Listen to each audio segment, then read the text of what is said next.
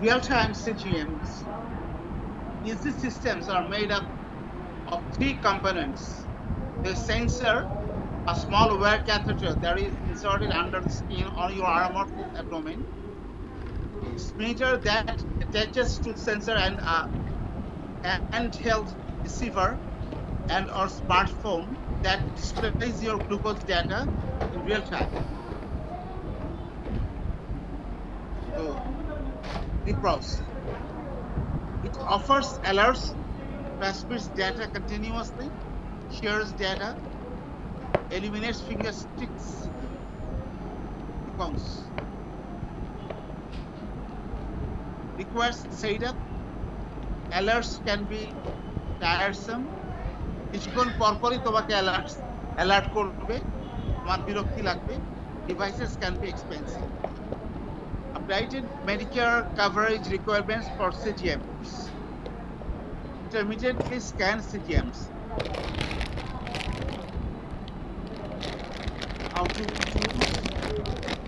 সব দেওয়া আছে, প্রত্যেকে তুমি নিতে পারবা. CGM.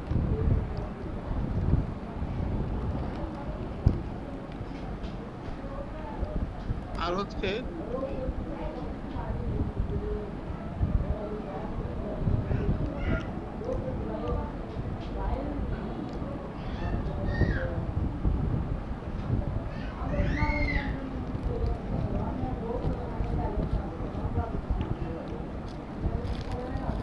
insulin pump and continuous glucose monitoring.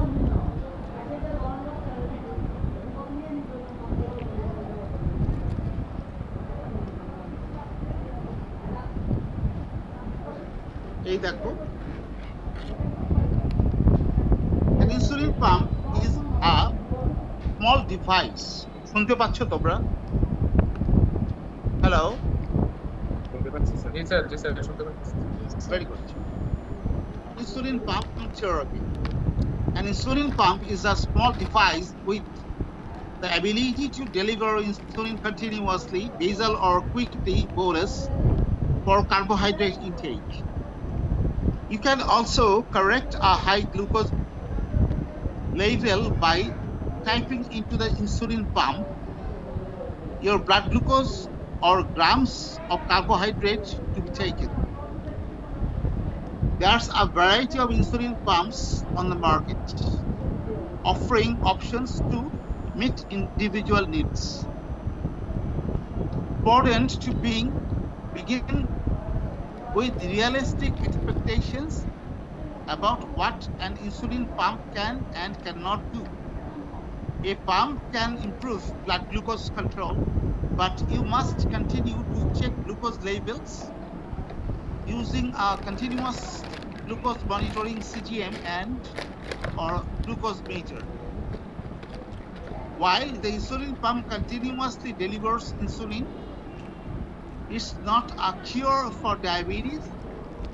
The goal is to better manage your blood glucose levels while avoiding wide fluctuations and to prevent severe hypoglycemia, low blood glucose. এটা বলছে যে তুমি এই যে তোমার ব্লাড গ্লুকোজ মাঝে মাঝে কমে যায়, আবার মাঝে মাঝে বেশি বেড়ে যায়, এই জিনিসটা যেন না থাকে, না হয়। ব্লাড গ্লুকোজ ভেরিয়েবিলিটি, হ্যাঁ, ব্লাড গ্লুকোজ ভেরিয়েবিলিটি এটা হচ্ছে আরেকটা নাম।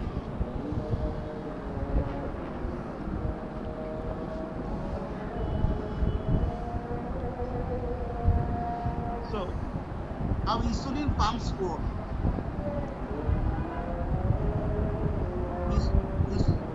Information in the insulin pump is programmed to meet the needs of the individuals wearing it. Insulin is infused into the fatty tissue through a small plastic tube called cannula that's attached to a reservoir in the pump. The cannula is inserted under the skin by a needle, which is referred to as an insulin set. It's changed every 2 or 3 days to prevent patient আমরা 72 ঘন্টা পর পর ওই নিডলটা শরীর বদলে দিই। only rapid acting insulin is used in the pump বুঝতে পারছো? তুমি সব ধরনের ইনসুলিন ইউজ করতে পারবে না।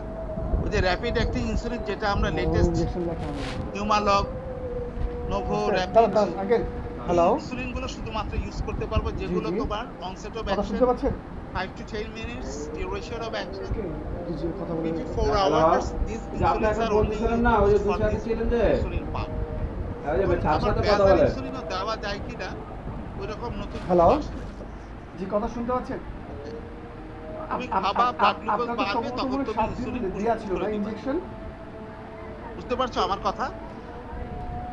হ্যাঁ হ্যাঁ হ্যাঁ স্যার তোমরা শুনছো? হ্যাঁ, যখন তুমি হেভি খাবার খাচ্ছ সম্ভবত মনে হয় আপনার যে ফাইল অনেকগুলো ছিল তো, হ্যাঁ এটা মনে আপনি একটু ভুল হয়েছে লেখাটা, হয়তো আমার লেখা হয় না। আপনি একটু কষ্ট করে, আমি বলতেছি একটু লিখে নেন, হ্যাঁ আপনি একটু কষ্ট করে লিখে নেন, আমি আপনাকে বলতেছি 1 ইউনিট ইনসুলিন 2 থেকে 2.5 মিলিগ্রাম হ্যাঁ বলেন, হ্যাঁ হ্যাঁ আমি বলতেছি এভাবে তুমি ইনফিউজ করে দিলা আলট্রা শর্ট অ্যাক্টিং বা র‍্যাপিড অ্যাক্টিং যে সেপ্টিজন 2 গ্রামটা আছে না, হিউমালগ হ্যাঁ সেপ্টিজন 2 গ্রামটা দিয়ে দিবেন তাকে, হ্যাঁ প্রত্যেকদিন একটা করে পাবে তারপরে আগামী 3 দিন গ্লুলাইসিন অ্যাপিড্রা these are the ultra short acting হ্যাঁ হ্যাঁ আইবিটা অবশ্যই আইবিটা এই ইনসুলিন তুমি সাথে সাথে পুশ করে হ্যাঁ হ্যাঁ টোটাল আরো 3 দিন পাবে আর আজকেটা পাইছে কিনা একটু জিজ্ঞাসা করেন তো।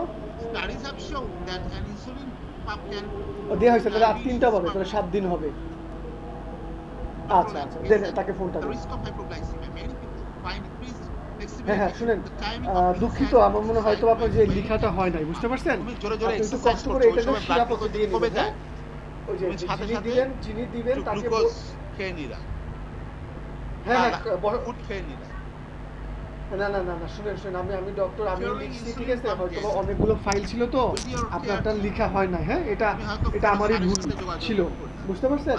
আপনি একটু কষ্ট করে ওই যে যাকে দিয়ে দিয়াবেন তাকে বলবেন এটা ওই যে একটু সময় নিয়ে যাতে দেয়, হ্যাঁ কমপক্ষে ওই যে 10 মিনিট সময় নিয়ে শিরাপথে হ্যাঁ শিরাপথে দিবেন, ঠিক আছে? আচ্ছা এটা আইভিতে আর কি, হ্যাঁ প্রত্যেকদিন একটা, আগামী 3 দিনে 3টা দিবেন, 3টা দেওয়া আগামী 3 দিন 3টা দেওয়া শেষ হইলে ওই যে মুখে একটা ওষুধ লেখা আছে সম্ভবত রফুকিলাম, হ্যাঁ এটা আপনি আগামী 5 দিন 6 দিন খাবেন, যদিও 10 দিন লেখা আছে, আপনি 5 দিন 6 দিন খাবেন, যেটা আপনি আরো 3টা ইনজেকশন দিচ্ছেন, হ্যাঁ সেলাইকের রাখ পর্যন্ত ওই যে ওগুলো মুখে খাবেন।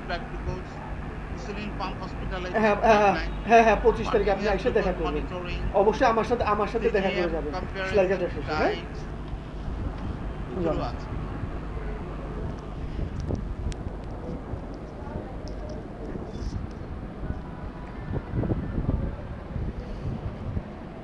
insulin pump, tubeless pump tubes, pump with tubing, pump এটা লাগানো থাকবে, টাইম উঠবে, ইনসুলিন তুমি কতটুকু দিলা, কোন ধরনের infusion set, insulin injected into fatty tissue below the skin, how it works, the system, what is insulin pump করে দেব।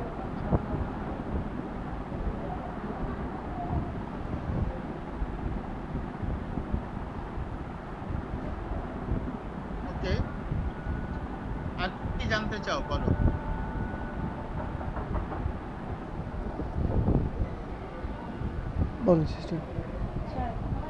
আমাদের অনেকেরই ভিডিও অফ, আর কি জানতে চাও বলো? যদি স্যার বলে থাকে তাহলে খাবে, এখন কি বলেন?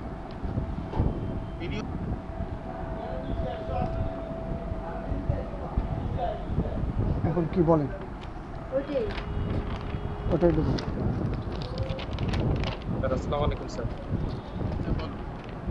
স্যার কোশ্চেন ছিল এটা স্যার অফ টপিক স্যার, যদি কোনো ডায়াবেটিক পেশেন্ট এক্সারসাইজের পর হঠাৎ করে যদি স্যার কোনো কার্বোহাইড্রেট জাতীয় ড্রিঙ্ক যেমন এনার্জি ড্রিঙ্ক জাতীয় কিছু খায়, এতে করে কি মানে ডায়াবেটিস অনেক বেশি বেড়ে যেতে পারে? এতে কি কোনো ক্ষতি হতে পারে? আমাদের খুব সুন্দরভাবে এখন এবার বলা আছে। এবার যদি তুমি ডায়াবেটিস কেয়ার বইটা, যেটা ডিসেম্বরে রিলিজ হয়েছে, জানুয়ারির 1 তারিখে এডিএর, ওইটা দেখো।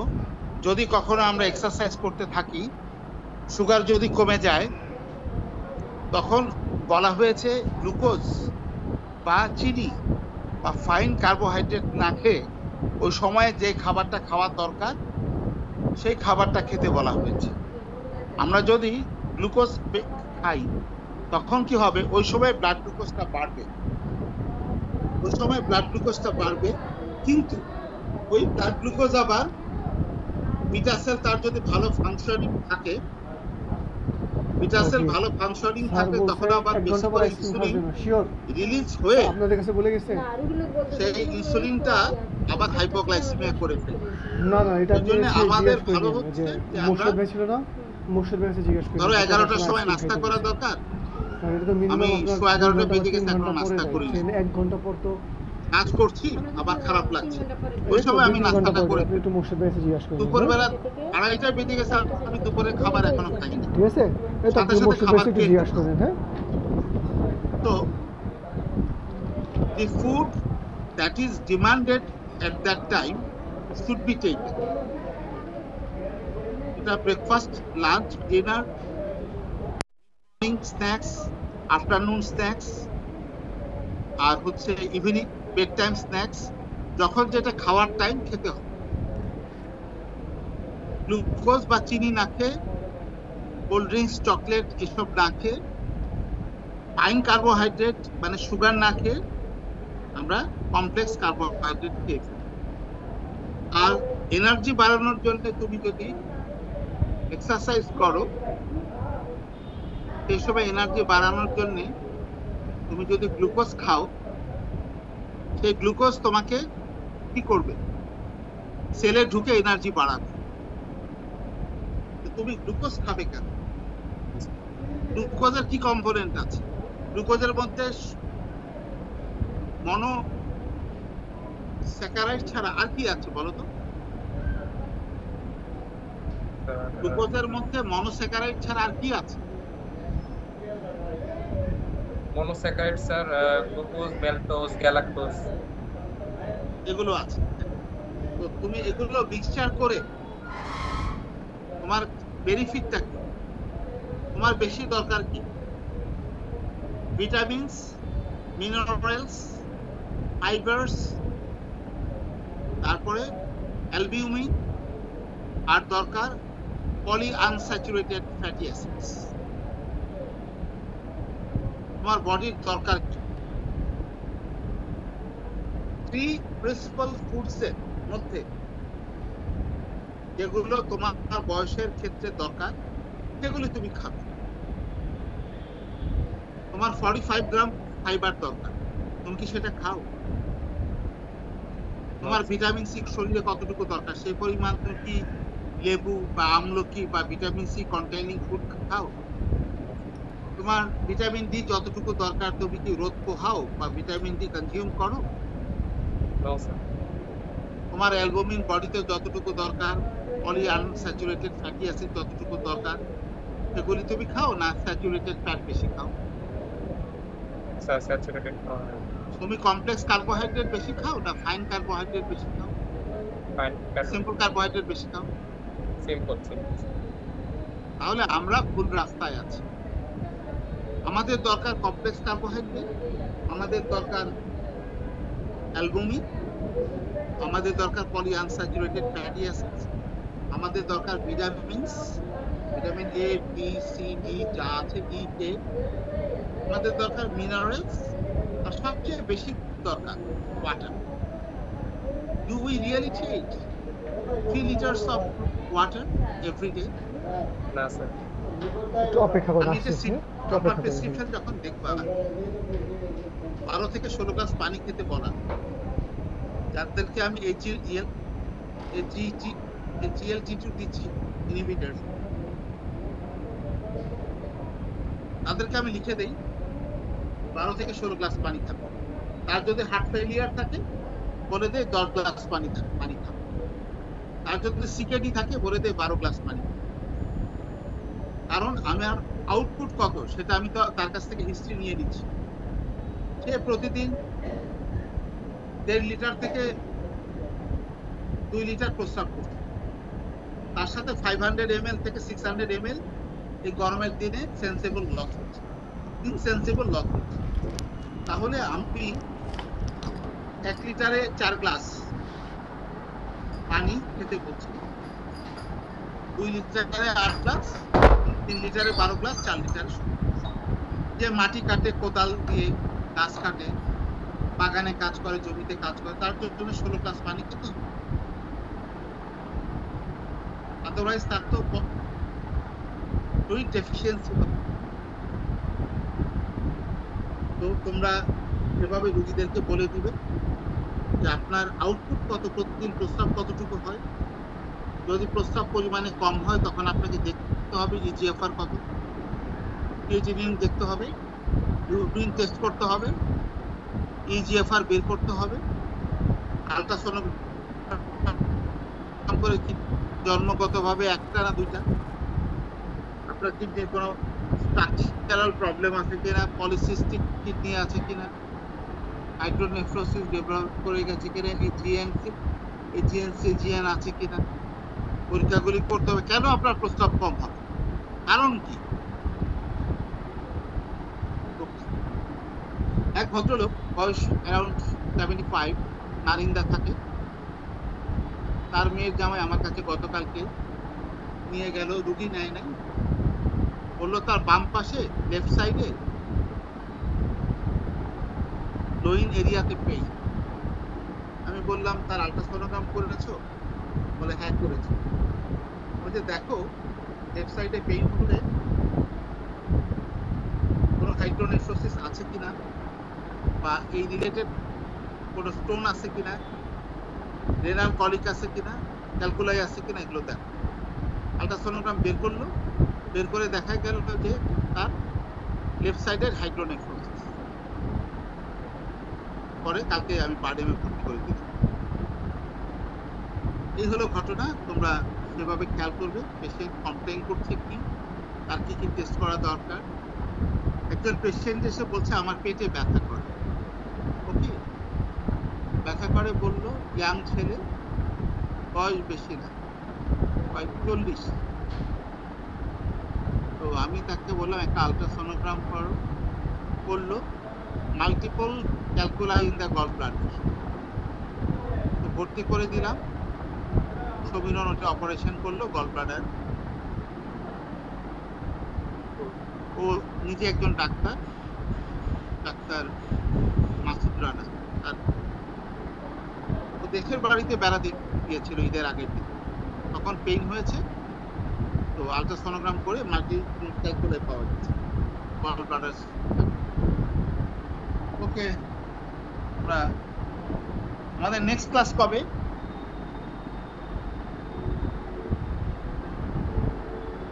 নেক্সট ক্লাস কবে?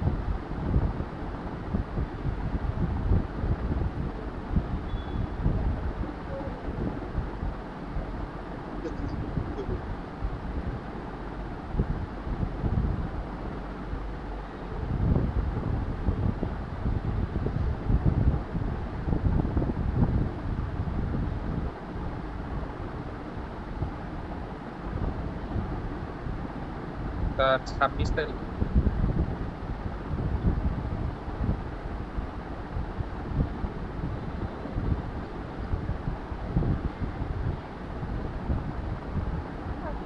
আমাদের বলছে যে next class of offline RTC will be on 26 April. Module 10 এর উপরে ক্লাস হবে তোমার 26 তারিখ, মানে নেক্সট ফ্রাইডে, তাই না? নেক্সট ফ্রাইডে মডিউল 10 এর উপরে ক্লাস। ওকে, ঠিক আছে। স্যার ওই যে হোয়াটসঅ্যাপ গ্রুপে স্যার আমি এখন অ্যাড হইনি স্যার। বলো স্যার, হোয়াটসঅ্যাপ গ্রুপে আরটিসি 1 ব্যাচে স্যার আমি এখন বলো। ওখানে অ্যাড হয়নি স্যার, আমাকে স্যার একটু অ্যাড যদি করে দিতেন সুবিধা হতো। আচ্ছা তুমি তাহলে ওই আমার নাম্বার তোমার কাছে আছে? না স্যার, একটু স্যার এক মিনিট স্যার। 01712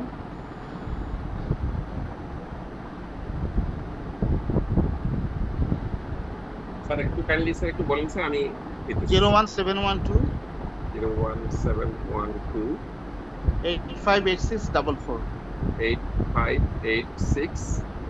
44 জি স্যার। এই নাম্বারে তুমি তোমার নাম্বারটা দিয়ে দাও, আমি অ্যাড করে নিব। আচ্ছা sir. Okay sir this sir বলুন।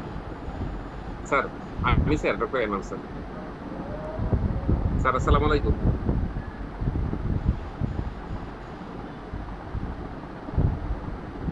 তাহলে আমরা আজকে রাখি। জি স্যার, থ্যাংক ইউ স্যার। তোমরা সবাই ভালো থাকো। আসসালামু আলাইকুম স্যার। নেক্সট ফ্রাইডেতে মডিউল 10 এর উপরে আমি মডিউলটা পেয়ে গেলে তোমাদেরকে গ্রুপে দিয়ে দিব, তোমরা আগে থেকে পড়ে রাখবে। মডিউল 10 এ আছে তোমার জ্বর হলে পরে বা বিভিন্ন